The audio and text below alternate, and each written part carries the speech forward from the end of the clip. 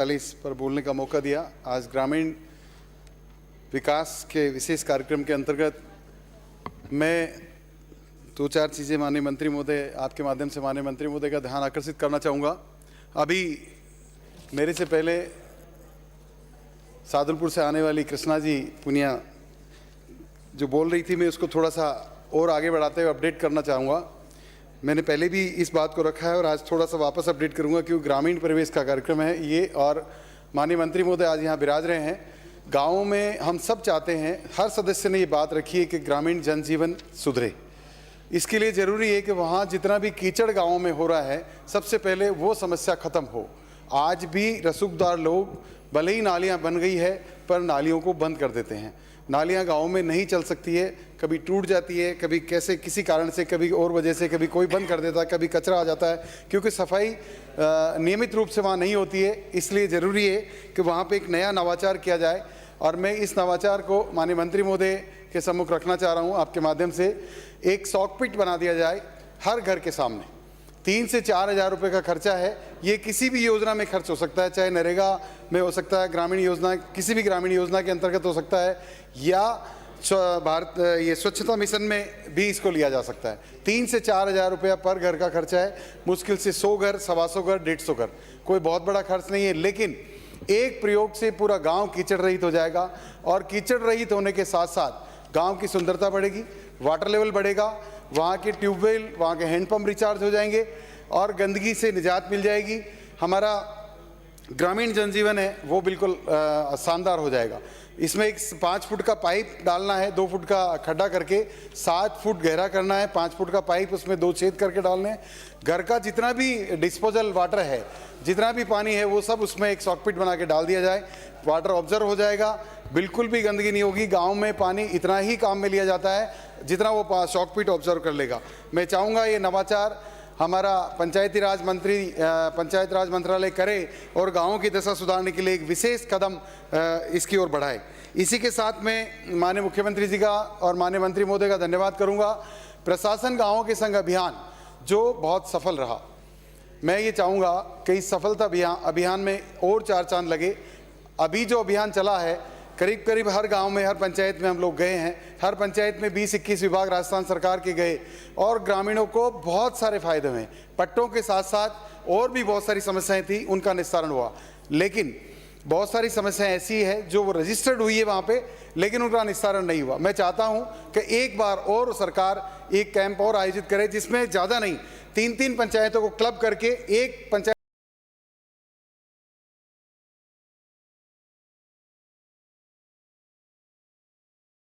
अभियान को लगाया जाए, सारे विभाग वहां जाए। सबसे पहले जो पुरानी रजिस्टर्ड हुई है शिकायतें, उनका निस्तारण करें और उसके बाद जिन लोगों को, गरीब और पीड़ितों को, किसानों को पट्टे नहीं मिले हैं, उनका वापस चेकअप किया जाए।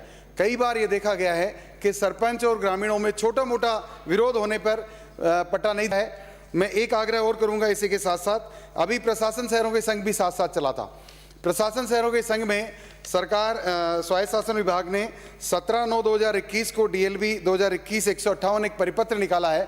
उस परिपत्र में ये निर्देशित किया गया है आयुक्त और अधिशासी अधिकारी को, पट्टे की पत्रावली 15 दिन तक अगर आपने प्रस्तुत कर दी है चेयरमैन के सामने, सभापति के सामने और कॉर्पोरेट निगम में, और अगर सभापति साइन नहीं कर रहे हैं तो एकल पट्टे का अधिकार आयुक्त को, अधिशासी अधिकारियों को दे दिया गया है। मैं ऐसा ही अधिकार चाहता हूं कि अगर आप सेक्रेटरी को दें तो ठीक है, नहीं तो BDO को जरूर दें, ताकि कहीं भी कोई विरोध सरपंच का किसी व्यक्ति विशेष से है तो वो पट्टे से वंचित नहीं हो और सरकार की ये जो ग्रामीणों को फायदा देने की योजना, ये धरातल पे उतरे।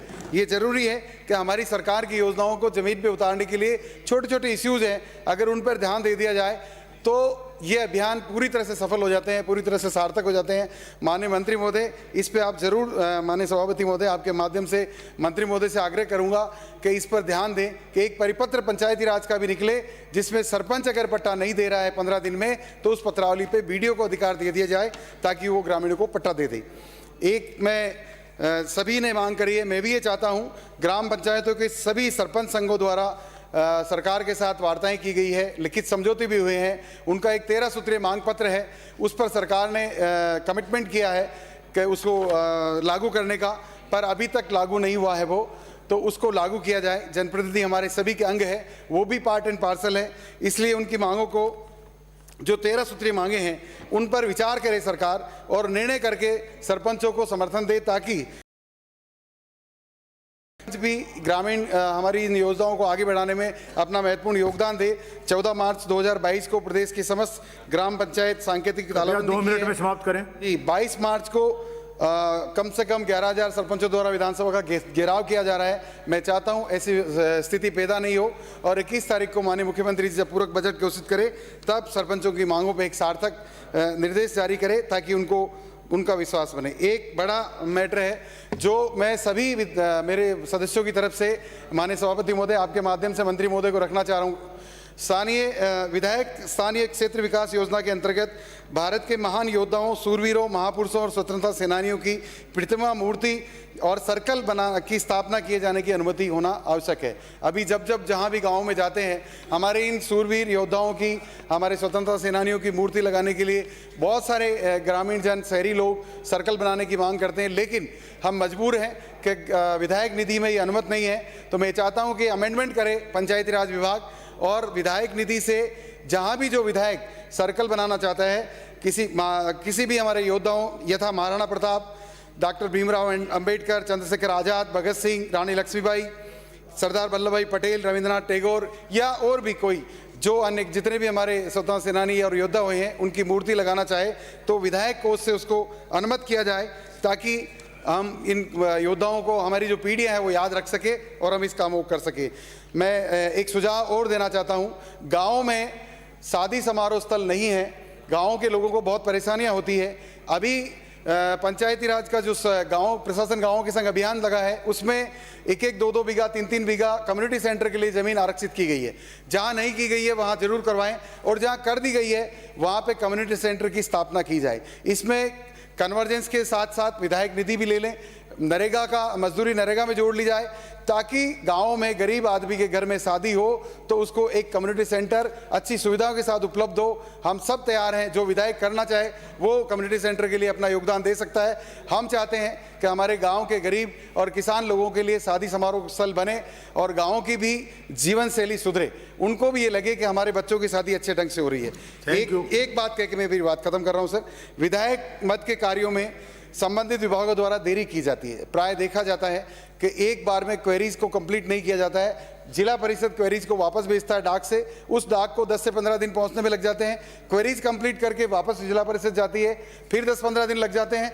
उसके बाद एफएस जारी होता है। एफएस के बाद भी विभाग द्वारा टेंडर जारी नहीं किए जाते हैं। मैं माननीय मंत्री, आपके माध्यम से माननीय मंत्री महोदय का ध्यान आकर्षित करना चाहूँगा कि इस काम में विधायक निधि कोष में कामों के लिए समय सीमा निर्धारित की जाए, ताकि निश्चित समय में विधायक निधि के काम जनता के लिए जल्दी से जल्दी जमीन पर आ सके और उनको राहत मिल सके। आपने मुझे बोलने का मौका दिया, आपका बहुत बहुत धन्यवाद। जय हिंद, जय भारत।